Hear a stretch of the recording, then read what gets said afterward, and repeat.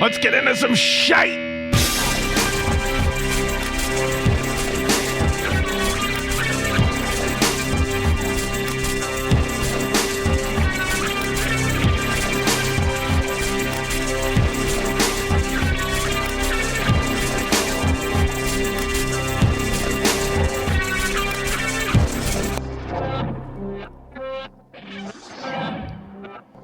Hi, friends. Welcome to Apocalyptic. I am Rick. Let's just leave it at that. We won't get into last names. Rick. How are you? How you doing? How you feeling? You know, last week I did a show on Monday, and then I believe this is how it worked. And then I immediately recorded, I think on the same day, a show on for Thursday, and I just kind of put it up in advance. I don't know why I did it. I think I was kind of inspired to do that. And I don't like that because I feel like it's been so long since I've done a show. So I feel rusty. I feel like I don't even remember how to do a show. But I also know that today is the first day that I'm recording in my new studio. Isn't that great? So there's a weird vibe, you know, when you do anything kind of new, I think. Not anything, but, it takes a while to kind of get your energy seeped into the environment around you. When you're doing creative endeavors, if you're an artist, you move into a new studio, it's going to take you a while to get the vibe of the new studio before you can actually create things that are inspired, because I don't know why the inspiration's not in the air yet. It takes a while. If you're an artist, you know what I'm talking about. If you buy a brand new guitar, sometimes it takes a while for you and the guitar to communicate. You know what I'm saying? That's what it feels like today. So I'm in my new studio, and I like it. I have no decor anywhere. White walls. See, these are white walls. I'm also recording. Hi. I'm doing a video, which I haven't done before, so that's kind of weird. It feels like somebody's watching, and usually I do this. It's just me, so it's all weird today. How are you doing? How's your life going? How's it been the last week? Atlanta's is nice. We've been a little cold. We've been very, very wet. And I'm just, I've noticed that the buds are coming out on the trees already. I mean, we're not even done with January, and it's kind of like spring here. So I don't know. It's nature. Let it take care of itself. This is interesting. I had a show planned for today. I kind of had a topic.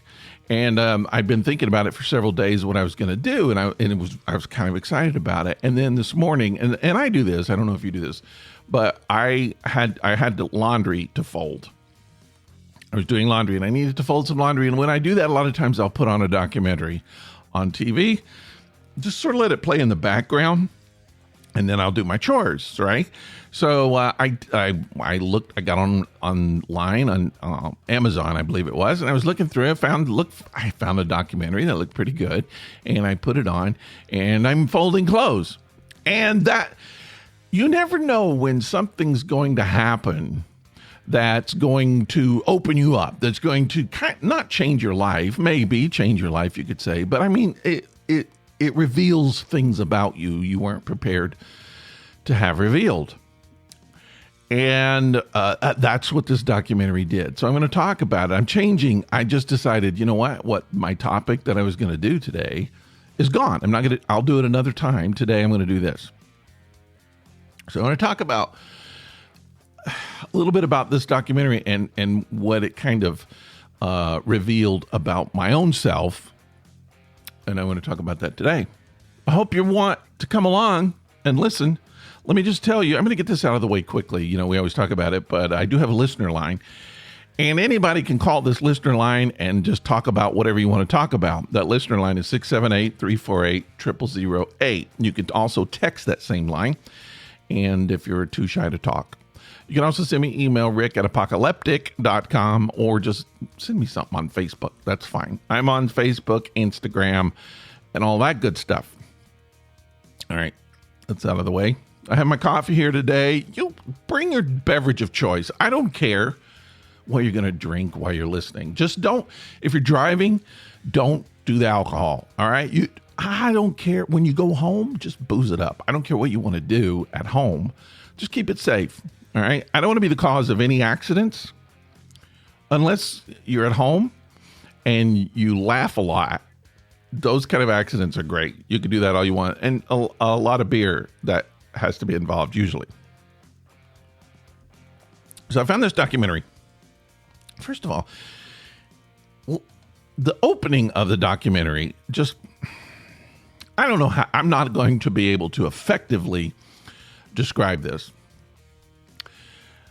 I can remember, let me just back up even more. The one thing I think that you lose when you get older, you can do anything you want anytime you want. Let's just say that. There are no rules. When you get old, you could do anything as long as your body allows you to do it. And I'm not suggesting people don't do things. All right. You could do what you want, but I just find, for me, only a few things have kind of gone away since I've gotten older. And one of them is dancing. All right. All right. I feel like dancing is a young person's thing. I don't know that I ever see any old person looking good dancing. Now I'm not saying don't do it. If you like to dance and you're good at dancing and you want to dance your ass off. I don't care. Just dance. Do it.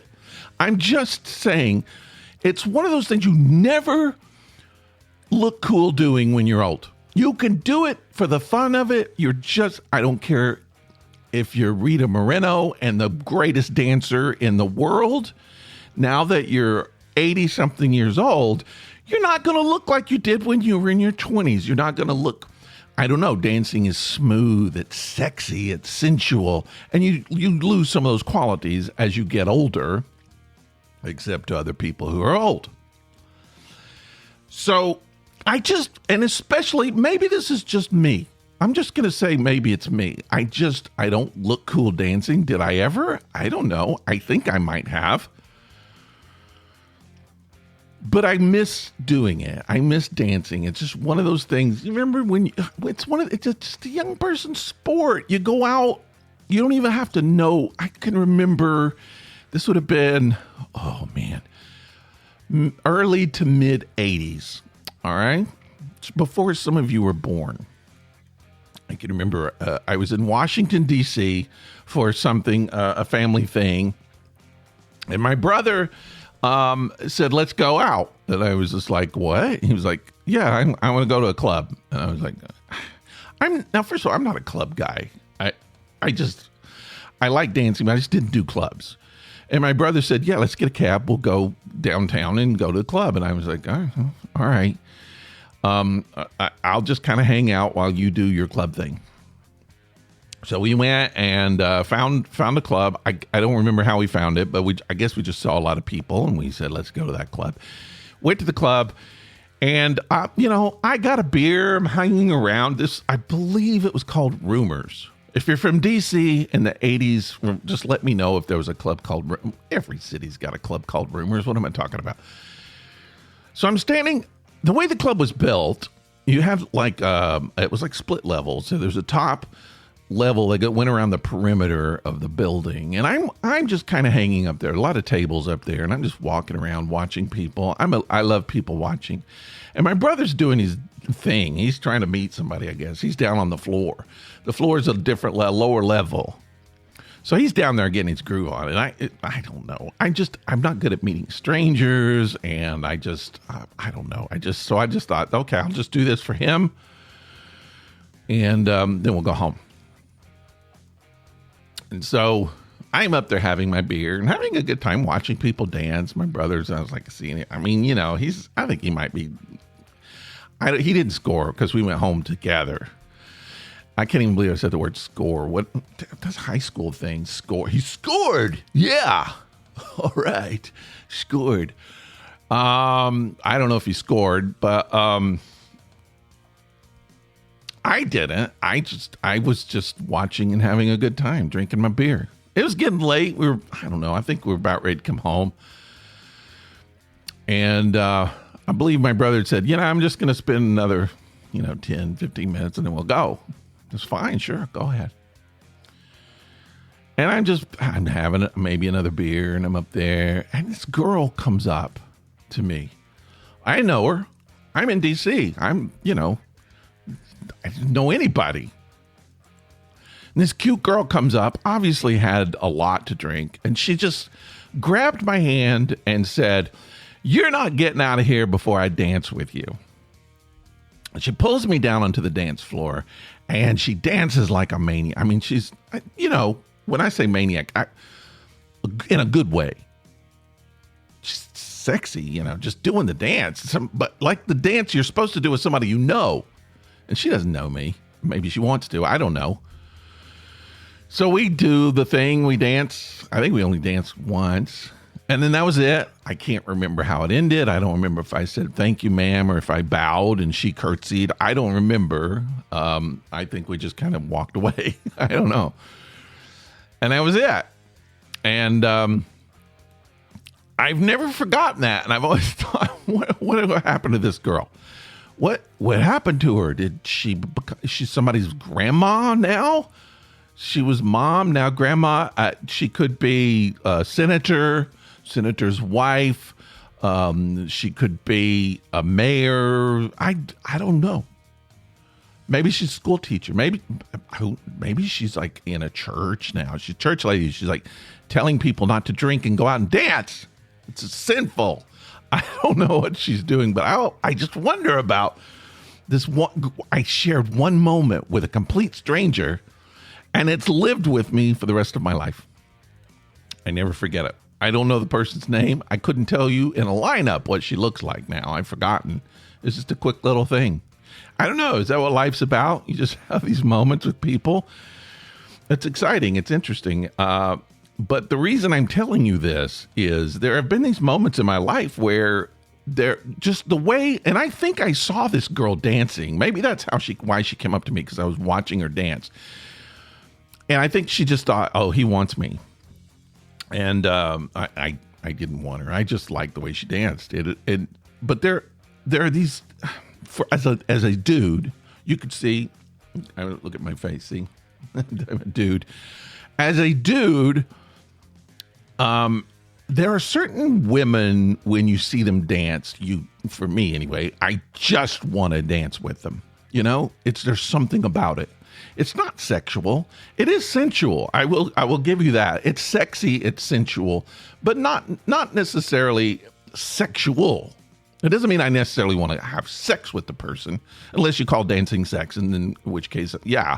But no, there's just some people just like, you just want to get up there and dance with them. It's like when you hear that song. You're at the club and you hear a song, you might, I don't know, you're in another room and you just got to come out and dance because that's the song you want to dance to. Same way, you just see a person, it's like, I got to dance with that person. Well, I guess women have the same, I don't know. Maybe. Do you see guys dancing? You're like, "Oh, I got to dance with that guy." Does that happen? Anyway, the beginning of this film, this documentary. Was called Of Two Minds. All right. It's a documentary about bipolar. People living with bipolar disorder. I don't even like that word. I don't like the word bipolar, but I'm just going to say that's sort of how they framed it. But at the very beginning, and watch this film. First of all, I'm gonna talk about it, but you should watch it, especially if you know anybody, and we all do, anybody with bipolar. It's such a great film to help understand people. But at the very beginning of this film, one of the people that the film follows, she says, "This is what it's like to be manic." And then she starts dancing. And I wanted to get up and dance with her so bad.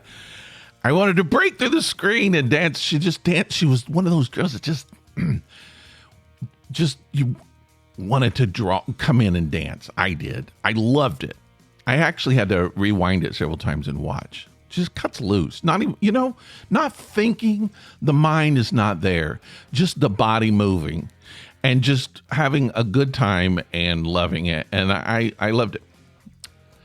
I wanted to join. But my rule, I can't. I'm too old. I'm too old, and I'm on the other side of the screen. Can't do it. Can't dance. Oh, man.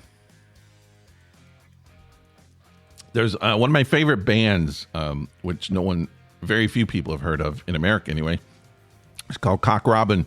They were an 80s band, and two people, Peter Kingsbury and Anna Locasio. And Anna was a dancer, and every time I watch the video or anything, and there's a long concert video that I have, she's that person. It was always my bucket list. It's like, I want to dance with her. I want to come out and dance with this person. She's just one of those people. I always, before I die, I wanted to have a dance with her. It never happened. And I think my dancing career is over. I'm done. But anyway, let's talk about this movie, Of Two Minds. So, and here's what I learned something really valuable about myself while watching this movie. Bipolar disorder, I have to say, I've been involved in relationships. I barely got that word out. I've been involved in relationships with people with bipolar disorder or bipolar. What do you call it? Let's just say bipolar. I'm going to cut the disorder because it's ridiculous. I have to say bipolar in order to kind of classify it, but I don't think it's a fair term.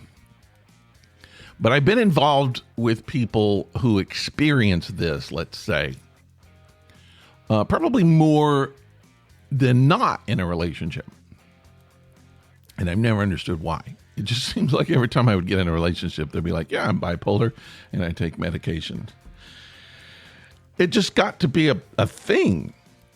He's like, okay, yeah. And after a while, whenever that would come up, because of my experience, I would be like, uh-oh, okay, here we go. And I think there was a couple of times when I remember one relationship I got into, and she told me that she was bipolar, and I almost broke up with her. I just said, I just got out of this relationship and I don't want to do this again. And she said, you know what? That's not fair. It's not fair for you to cut me out. I'm on medication and I'm handling it. And I thought, you know what? You're right. Okay. I'm not going to do that. And I should have. I should have said no because it didn't work out. But anyway, but it's just, I started realizing I would watch when I was watching this. Well, first of all, just how people have to live with this brain communication, personality thing. I don't know what to call it, but I think everybody can relate to it because everyone has pieces of it. We all experience some highs, we all experience some lows, and we all have depression. I think most everyone at some point has felt the impulse to say, I don't want to live anymore. So we've all kind of put our toe in the water. And then we meet the people who live in the water. All right. They live under the water sometimes. And it's just, I don't know how they do it. And some of them don't. And some of them don't do it well. And you can't blame people. It's like a curse you'd have to live with. Your head, the thoughts in your head that take over. And knowing that it's a chemical thing sometimes can help because you can think, oh, well, I can take some medication to balance those chemicals, but it's not always that easy because sometimes the chemicals don't balance. And it's not the kind of thing that you can train anybody. You can't, it's not like a personality thing that you can adjust because it is a chemical thing. But what's also weird is, and if you watch this film, you see it, a lot of the people who, in this film anyway, who are deeply into it, deeply struggle with it, had some sort of major trauma in their life at a young age that seemed to trigger that off. And one person actually says, I have bipolar in my genetics, but she had been raped, and that probably was the thing that really pulled it out. So it's like you can have the gene for bipolar, but sometimes, you deal with it back and forth. Maybe we all have that. I don't know. And then a major trauma can pull it out, and then you're struggling with it for the rest of your life. Medications, therapy, whatever, you're not going to let it go. And it's hell.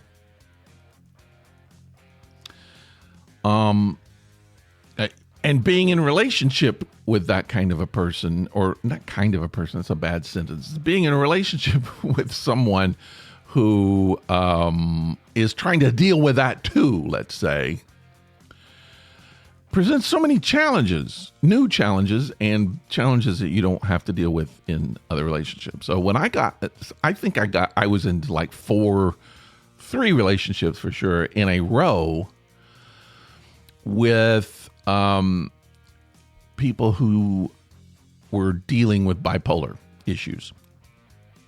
And then when I met when I got my current relationship with my wife now, I expected it. I was like that. I was so used to it that I was waiting for it to happen, waiting for the personality characteristics to happen, and they just never did. And so I realized, whoa, wow, it's like floating in a way. You go into these relationships and there's something weird about a bipolar relationship, because there's so much excitement, there's so much creativity, there's so much stimulation, there's so many ups, there's so many downs. It never stops. It's like one day you're making passionate love, the next day you're calling the cops because someone's hitting you or throwing things at you, or it's craziness constantly.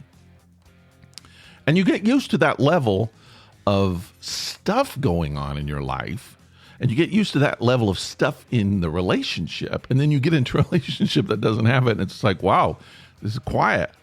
This is like peaceful. Wow, okay. And that's kind of what it felt like. But here's what's really interesting when I was watching this film. I've always suspected, my dad was never diagnosed as bipolar, but knowing enough about bipolar, being in relationships with people who are bipolar, now I believe my dad was bipolar. Now, my dad came from a generation that even if he was bipolar, even if he had been diagnosed as being bipolar, first of all, he would never go for a diagnosis. But even if he was, there would be shame involved in that, to the point where he would never have taken medication. My wife's dad was the same way. He fortunately did get diagnosis, and he did get medication, and she said it was night and day. He was just like a totally different person. It was like, finally we got our dad back.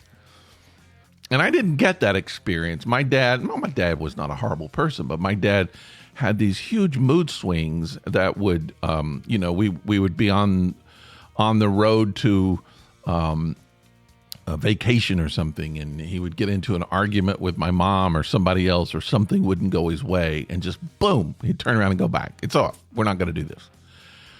A lot of yelling, screaming, a lot of emotions up and down. My dad, I would see him. I would always think of my dad as kind of an angry person. He's always kind of gruff and pissed off. But yeah, I would see my dad just happy and laughing, and I would hear him laughing at TV shows, and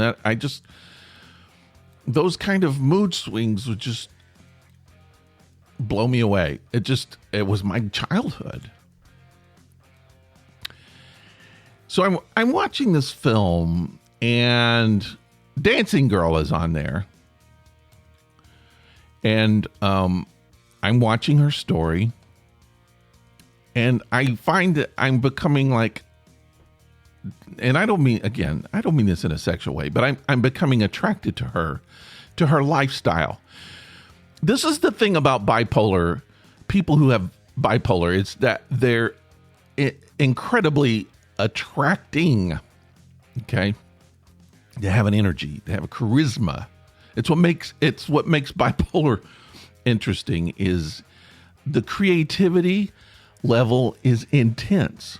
All right. The feeling, the passion for life is intense. And that's a lot of times, well, that's the trouble. You start with there, but then it becomes mania where all of that, it's like turning up the saturation on your television where everything, all the colors are so bright, just don't even make sense. That's bipolar. And then hitting those lows, which is depressed. And then depression turns into anger and destruction. And those kind of, especially when you're a person like me, kind of an artist, kind of a quiet person, someone who loves to watch people, those things become interesting. It draws you in. It's very, very interesting. And then I started noticing in this film, every time there was a person that they were focusing on, I would be like, I could be in a relationship with that person. She's sexy. They would show a dude and I'd be like, I could be his friend. I would hang out with him. He's interesting. And I started all the way across the board. And I'd be like, what am I doing? Why am I feeling this way? And then I started thinking about how I've been in all these relationships with bipolar women. And and I've always been like, why do I keep getting into these relationships?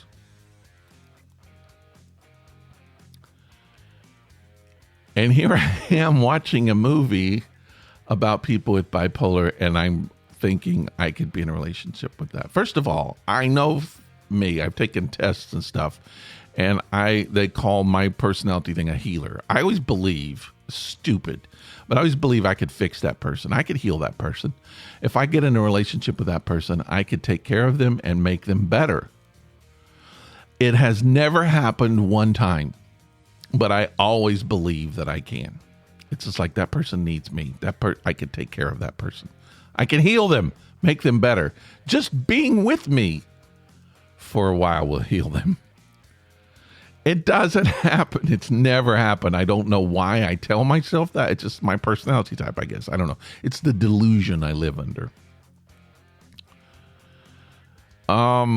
But what's important, I think, that I realized during this film is I believe it's the first time I ever thought about it. Growing up in a family where my dad was bipolar, is it possible that is what I'm comfortable with? That's how I don't like it. I don't have to like it to feel like I'm at home, right? I get in these relationships with people who are going through those things and dealing with those things and acting certain ways because that's what I'm used to. That's how I grew up. I know that anger. I know that irrational person. Irrational person. I know that. I can deal with it. I can remember when I was in college, I was like, why are all my friends the people that no one else wants to be friends with? It was like, I know how to be friends with those people. I know how to be friends with the people that everybody else can't stand because I grew up. I'm not saying my dad had friends. My dad hung out with people. And I'm not putting all of this onto my dad. It's just, this is what I feel like I am home in the squalor sometimes.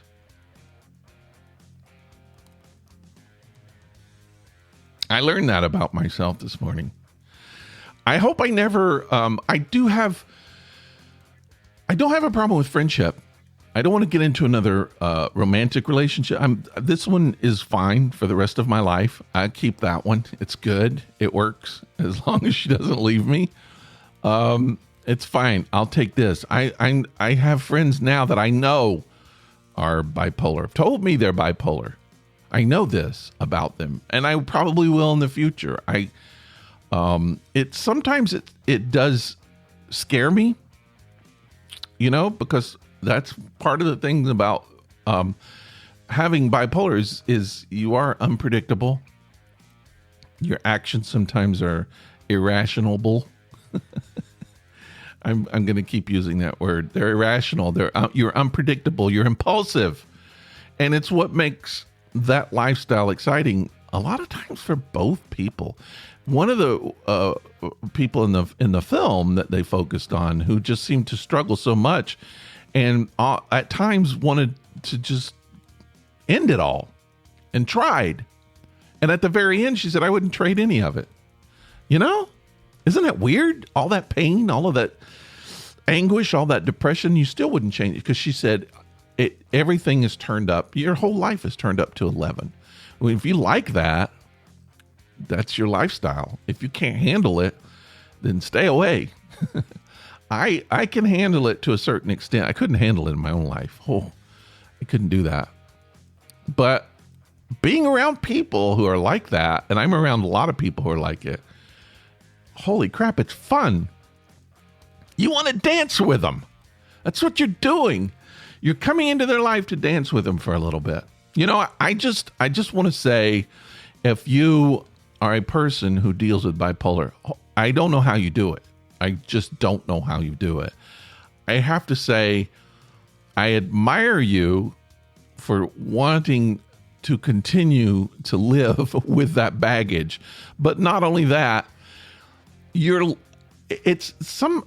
think bipolar, people who experience bipolar are like magic people. You know, they've been given this heavy dose of magic to see life, to experience life in an intense way that most people don't. But it's just like the trade-off, you're going to have to deal with this too. It doesn't seem fair. It really doesn't. But I don't know. It's an interesting thing. I do hope, you know, it would be nice if one day they could invent some medication that would take care of the anguish of bipolar, but then allow the people to still deal with the intensity if they want to. But it makes wonderful artists in so many genres. I mean, if you're a writer, songwriter, performer, fine artist, photographer, dancer, stage actor, whatever. I mean, I know that my life has been lived as an artist, and I just know so many people who struggle with this, but yet their art is so fantastic, and we would all be in worse shape if they weren't contributing, if they weren't putting up with their demons in order to produce what we get to see.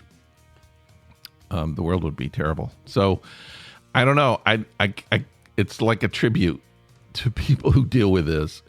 I have so much sympathy for that, but at the same time, thank you for your contributions, and please keep figuring out ways to deal with your demons. I would, if I can help,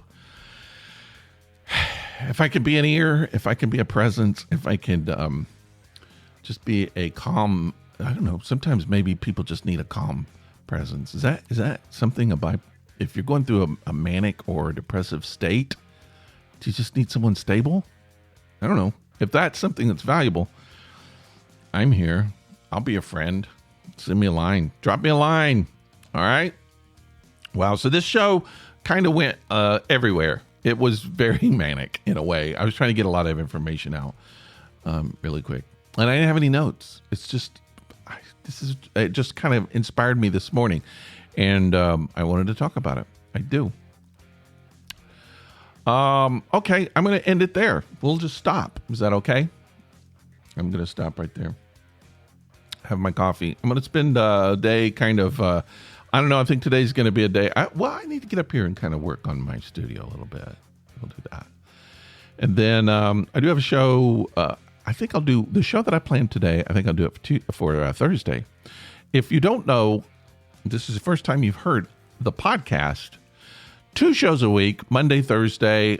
So far, I'm doing pretty good on both of those. And as long as this doesn't get eaten up like it did last week, we should be good. All right? All right. Feel free to comment on the listener line. Feel free to drop me an email. Feel free just to interact with me on Facebook. Anywhere that you want. All right. I'm going to say goodbye to you guys. I'll see you Thursday. In the meantime, I'm just going to relax a while today. That's what I'll do. I need to put something in my coffee.